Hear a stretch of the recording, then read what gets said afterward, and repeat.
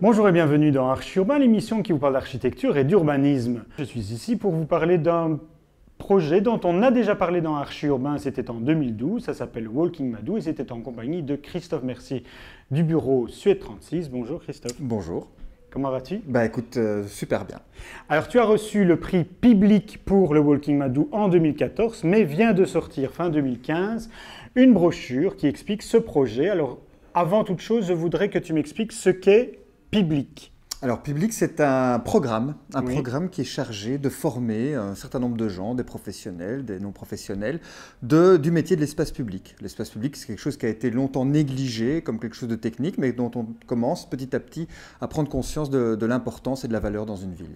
D'accord. Et donc quoi, ce sont des publics qui organisent des conférences, des débats? Voilà, des conférences, des débats, des brochures, des formations, des séminaires, aussi des sortes d'ateliers, des workshops où des gens divers travaillent sur des cas d'espace public. On va parler du coup de Walking Madou. Est-ce que tu peux rappeler ce qu'était ce projet? Alors, c'était un projet temporaire qui faisait la liaison entre les travaux d'égout qui avaient eu lieu à la chaussée de Louvain derrière la tour Madou et le projet définitif. Alors, pour ne pas laisser les voiries en état, on a proposé de faire un projet temporaire le temps que le projet définitif se mette en place, ce qui a pris un peu plus de temps que prévu. Et donc, le projet devait rester 3 mois, il est pour finir rester 1 an. D'accord. Mais donc c'était la piétonisation d'une partie de la chaussée de Louvain. Voilà, donc c'était piétoniser, enlever les voitures, la circulation automobile entre la tour Madou et le bas de la chaussée de Louvain pour rejoindre la place Saint-Josse qui est déjà piétonne. Et donc s'installer avec un projet aussi qui était un projet manifeste où on voulait vraiment exprimer quelque chose. Donc où on voulait forcément créer du débat, mais aussi créer un laboratoire, c'est ce qu'on explique dans la brochure, un laboratoire urbain où on pouvait observer un petit peu quel changement induisait. Tout d'un coup, on ouvre l'espace public, on enlève les voitures. Qu'est-ce qui se passe? Qui prend possession de l'espace public? Quelles sont les choses qu'on peut observer vraiment au jour le jour? Alors, justement, est-ce qu'on pourrait dire que tu es un précurseur du piétonnier actuel du centre-ville? Pas nous, mais des tas d'autres gens qui l'ont fait dans des tas d'autres villes. Je veux dire, on s'est surtout inspiré de ce qui s'est fait à New York par Jan Gehl, qui est l'architecte de Copenhague, qui avait déjà fait cette expérience à New York avec beaucoup de succès, c'est-à-dire à Broadway. Il a de la même façon, avec très peu de moyens, très peu d'argent, enlevé la circulation automobile, avec la complicité du maire de New York, pour relier Broadway à Central Park. Et ce qu'on a observé, c'est que le commerce a été multiplié par 4 pratiquement du jour au lendemain dans le New York très dynamique, avec aussi tout un programme pour les vélos, etc. Et donc un grand changement de l'espace public. Le projet à Saint-Josse a été plus ou moins abandonné, en tout cas à un moment donné. Aujourd'hui, on est revenu à un semi-piétonnier avec les bus. Le projet du piétonnier du centre-ville est assez décrié. Pourquoi ça fonctionne à New York et ça ne fonctionnerait pas à Bruxelles? Mais ça fonctionne bien à Bruxelles aussi, contrairement à ce qu'on raconte. Je pense que c'est intéressant de voir en fait que peut-être à Bruxelles, plus que dans le Nouveau Monde, on est dans la vieille Europe et que donc on a très peur du changement. Dès qu'on change un petit quelque chose, on voit bien que tout le monde a peur et c'est une peur légitime. Là, je ne critique pas. Je pense qu'il faut rassurer et surtout, il faut donner le temps au temps du changement. On voit que si on regarde par exemple une ville comme Strasbourg, quand elle a fait ce changement vers la piétonisation du centre-ville, eh bien, il y a des interviews qu'on peut voir sur Internet, sur YouTube, où les mêmes commerçants qui étaient complètement contre ont changé d'avis 3 ans après. Il faut laisser le temps, c'est un changement, je pense, qui est nécessaire, mais qui forcément induit des peurs tout à fait légitimes qu'il faut, il faut rassurer. Et il faut que les hommes politiques et l'administration qui est en charge de ces espaces publics tiennent le coup, évidemment. Et les échéances électorales, forcément, sont difficiles à gérer dans ces changements-là. Est-ce que faire un piétonnier sur les boulevards du centre était le bon endroit? Quelqu'un m'a dit un jour, est-ce qu'on fait un piétonnier sur le 40? Mais en fait, déjà, ce qui est pas mal, c'est qu'il n'y a pas de raison de traverser le centre, puisque le centre est un lieu de destination. Donc, on peut bien se dire que le 40, elle va d'un point à un autre. Le boulevard du centre, il est au centre. Il est à côté de la Grande Place de la Bourse de Sainte-Catherine. Donc, en soi, c'est un espace public du centre. Et puis, il y a d'autres exemples de villes, comme Lyon, par exemple, qui a un boulevard central piétonnier, qui est très boulevard dans sa forme 19e siècle, avec des magasins, tout ça, qui fonctionnent très, très bien. Donc, tout est possible. le tout, c'est que forcément, ça induit un changement. On a dans la tête une voirie automobile et tout d'un coup, ça devient un endroit où on déambule. Alors, je pense que c'est une bonne idée de la piétonisation du boulevard du Centre parce qu'en fait, on relie, dans le fond, les deux parties du centre, la Grand Place avec le quartier d'Ansart, Sainte-Catherine, qui pour le moment était coupé en deux et que donc, forcément, on le traversera et on le traverse déjà plus facilement. Quelques éléments de comparaison entre le piétonnier du centre et le Walking Madou. Le temps de mise en place du projet, je pense que le Walking Madou a été mis très rapidement en place. Oui, ça prend pas beaucoup de temps. En fait, on peut changer la mobilité très vite et l'utilisation de l'espace public sans changer pour autant le profil de la voirie, les trottoirs et tout. Il suffit, dans le fond, c'est ce qu'avait fait Jan Gehl à New York, quelques pots de fleurs, des bancs. Là, on a mis en plus les tables de ping-pong, des choses pour créer de l'activité. Ça va très très vite. Donc, les tables de ping-pong, ça va avec un piétonnier?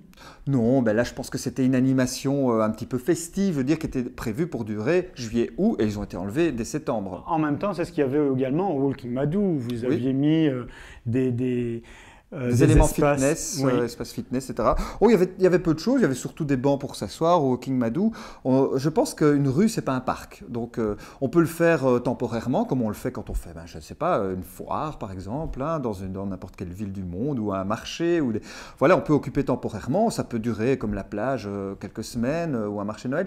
Mais effectivement, la rue, c'est fait pour déambuler, pour marcher, pour entrer dans un magasin, pour mettre des terrasses peut-être aussi à certains endroits quand elle est large, etc. Mais c'est pas un parc. On va regarder quelques images de 2012 où on déambule, toi et moi, dans le Walking Madou pour voir un peu à quoi ça ressemble. Pendant un certain temps, en tout cas, les piétons seront libres. Pendant tout cet été 2012 et même jusqu'à l'automne. Jusqu'à ce qu'on réalise ce fameux test avec l'autobus, c'est-à-dire jusqu'à ce qu'on parvienne à bien comprendre si oui ou non on a tout mis en œuvre et à bien se faire une idée si tout a été mis en œuvre pour que le test puisse devenir une réalité et pour qu'on puisse faire un semi-piétonné permanent. C'est-à-dire qu'il n'y a pas de danger. C'est de faire un semi-piétonné. Ceci est du ludique. On fait la fête et puis après on fait le test et puis après on réalise si le test est concluant. On va tourner comme ça on peut voir. Donc ça c'est le jardin fitness. Donc en haut c'est la place, on l'a rappelé, renommée la place des courants d'air. Parce qu'il y a tous ces manchons à air, etc. Il y a le vent, c'est bien, tout ça. Là, il y a des carcasses de voitures. Des carcasses de voitures, voilà. Pour dire adieu à la voiture. Adieu non, peut-être l'utiliser mieux et autrement. D'accord. Hein? Comment s'est passé le travail avec les commerçants? Ils sont plutôt positifs, réticents, ils se posent des questions, etc. Ils se posent des questions, bien sûr. On a un peu géré les livraisons, les choses très pratico-pratiques, mais grosso modo, ils sont favorables aux piétonniers dans leur grande majorité. Contrairement à ce qu'on veut leur faire dire parfois. Et donc ils sont favorables. Pourquoi? Parce que forcément, sans voiture par exemple, c'est un peu ça la signification des lignes au sol, et on peut traverser la rue plus facilement et déambuler d'un côté à l'autre. On peut mettre des terrasses bien sûr, il peut y avoir plus de monde. Au plus on agrandit le trottoir, et si on l'a agrandi au maximum, au plus on peut y mettre de monde tout simplement.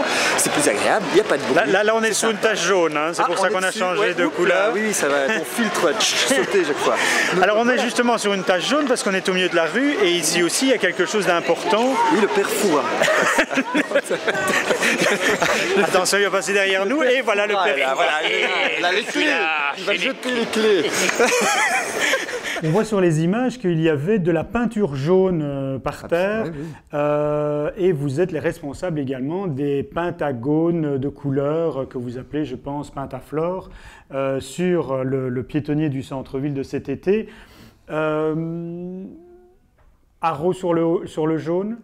Non, c'est-à-dire que le Walking Madou, c'est un projet qui était un petit peu et qui était voulu provocatif. Donc on voulait provoquer, on voulait lancer le débat et on n'avait aussi pas du tout le pressentiment qu'il allait comme ça déchaîner la polémique de cette façon-là. On a été surpris par les réactions extrêmement négatives sur le fait de peindre le sol dans une couleur un peu vive qui changeait brusquement l'image qu'on pouvait avoir de la chaussée de Louvain. Donc on pense que c'est peut-être une erreur stratégique d'avoir été trop provoquant avec les voitures, les peintes en jaune, etc. Maintenant, je pense que c'est bien d'avoir un petit peu remué, d'avoir un petit peu secoué, disons, voilà. Mais Je pense que le piétonnier du centre était quelque chose de différent, qu'il fallait aborder avec une autre stratégie. Là, il fallait plutôt séduire. Et je pense que dès qu'on a eu un peu de couleur au sol, on a eu aussi, je pense, des autres images du piétonnier qui, du jour au lendemain, est devenu beaucoup plus photogénique. Et donc, voilà. Mais est-ce que tu ne crois pas que le fait d'enlever les voitures montre beaucoup plus les stigmates de la ville? Non, c'est-à-dire qu'enlever les voitures, à un moment, crée un vide. Et donc, il faut gérer ce vide. Alors, qu'est-ce qui se passe dans ce vide? Et c'est intéressant de le voir. C'est-à-dire que c'est pas parce qu'on piétonise que tout d'un coup, les SDF surgissent de nulle part comme des bourgeons. Ils étaient déjà là avant. Donc, c'est bien justement d'ouvrir. Et alors, il y a autre chose qui se passe. Je pense que les voitures, ça neutralise complètement l'image qu'on pourrait avoir d'un endroit. Et on se rend même pas compte de quelle est la vraie population. Et ce qui a été très intéressant avec le piétonnier du centre, c'est de tout d'un coup se rendre compte qu'on a une image de la population qui était là en ville. Alors, ça a étonné beaucoup de gens. Alors, tout d'un coup, dire, oh, il y a des pauvres. Ah oui, il y a des pauvres en ville. Oui, il y a des populations étrangères, effectivement. Et oui, il y a aussi des touristes. Ah oui, Bruxelles est une ville touristique. Alors, il a été fort décrié parce que tout d'un coup, je pense qu'on a vu tout d'un coup apparaître la vie, tout simplement, dans les rues, la vraie vie, qu'est-ce que c'était. Et les premières personnes qui prennent possession des espaces publics, ce sont parfois les plus pauvres, les populations méditerranéennes, qui ont plus que nous la culture d'occuper ces espaces-là, les enfants.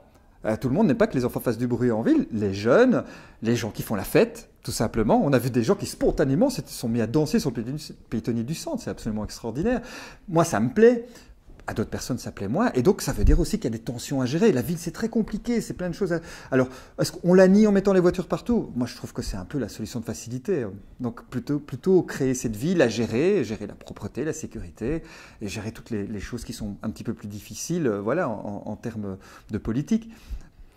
Eh bien voilà Christophe, on va en rester là pour cette émission. Vous pouvez retrouver cette brochure si ça vous intéresse d'avoir plus d'informations sur le Walking Madou sur le site de Public, public.be. Et sinon, quant à nous, on se retrouve pour une autre émission d'Archi Urbain très bientôt.